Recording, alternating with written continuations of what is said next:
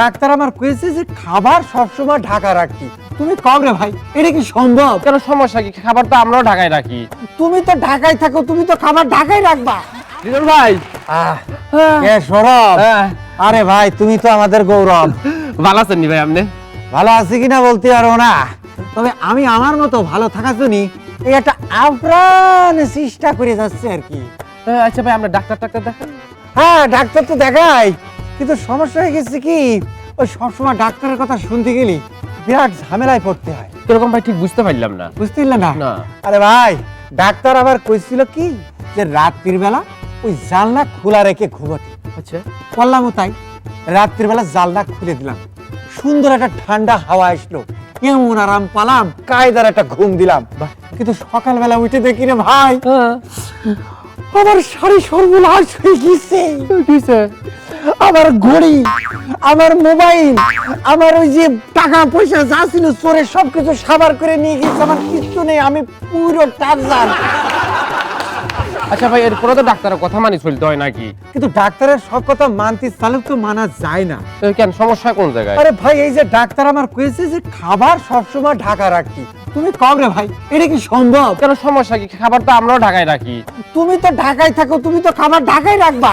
আমি থাকি জিনেদা, আমি যদি খাবার ঢাকা রাখি তাহলে 3 বার ওই জিনেদা তো ঢাকা করতে গেলে মহাসড়কের ভিতরে না খেয়ে তো আমি মরে সাফ হয়ে যাব। এই ডাক্তার আমার 1 মাসের একটা ডোজ দিছে, 3 বেলা যে 3টে ক্যাপসুল আমার খাতে গেছে। কিন্তু আমি চিন্তা করে দেখলাম এখন তো সবকিছুই ভেজাল, চাইলি ভেজাল, ডাইলি ভেজাল, নুনি ভেজাল, তেলে ভেজাল, উঠতে ভেজাল, বসতি ভেজাল, তুমি ভেজাল, আমি ভেজাল, এই ভেজালে ঝুঁকি তো তাহলে এই ওষুধও ভেজাল।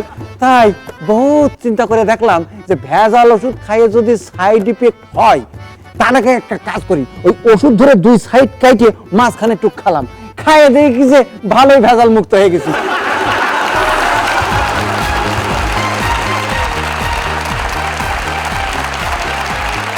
ফ্যাশন শোর জন্য তরুণ তরুণীদেরকে প্রশিক্ষণ দিয়ে তৈরি করা হয়, আর এই প্রশিক্ষণ চলাকালীন সময় অনেক মজার ঘটনা ঘটতে থাকে বলে আমরা শুনতে পাই। আমাদের জনপ্রিয় কৌতুক শিল্পী হিটলু এমনি এক গ্রুপকে দেখতে গিয়েছিলেন, তারপর সেখানে তিনি কি দেখলেন চলুন শুনি তার নিজের মুখ থেকে। Please welcome Hitlu. ফ্যাশন শোতে আমরাও পিছিয়ে নেই। পৃথিবীর বড় বড় শহরগুলিতে আমাদের দেশের ছেলেমেয়েরাও যায় এবং তারা পার্টিসিপেট করে, কিন্তু এসব করতে গেলে ছেলে মেয়েদেরকে ট্রেনিং দেওয়া হয় কিভাবে চলাফেরা করতে হয়, কিভাবে খেতে হয়, কিভাবে থাকতে হয়, ঘুমাতে হয়। একটা গ্রুপ আমাদের একটা হোটেলে আসছিল, এখানে আমি তাদেরকে একদিন দেখতে গিয়েছিলাম তারা কি করে। দেখি সবাই খাওয়া দাওয়া করছে, তো খেতে খেতে আমার মনে হয় একটি মেয়ে একটু দুল ছিল এরকম করে, সফট ড্রিঙ্কস মনে করে একটা কিছু হার্ড ড্রিঙ্ক খেয়ে ফেলছে। আমি যেমন তোমার কি হয়েছে, তুমি ঝুলছো কেন? তো বলে কি মোরে ইতা কিতা খাওয়াইলাই, কি হয়েছে? মোরে ইতা কিতা খাওয়াইলাই, আমার কলিজা গেল যে জ্বলিয়া, দরফড় করে রে আমার বুকের ভিতরে রে, দরফড় করে রে আমার কলিজার ভিতরে, মোরে ইতা কিতা খাওয়াইলাই। আরে আরে তা বলো কি হয়েছে তোমার, বলো। কি জাত রঙিন চশমা তুমি ফিন্দাইলাই, রঙিন চশমা মানে সানগ্লাস পরানো হয়েছে। কি জাত রঙিন চশমা তুমি ফিন্দাইলাই, যে বাই দেখি খালি দেখি আন্দাই, চলতে চলতে আমি রে উষ্টা খাইয়া পড়ি আসতে পারি আর না, দরফড় করে রে আমার কলিজার ভিতরে, মোরে ইতা কিতা খাওয়াইলাই।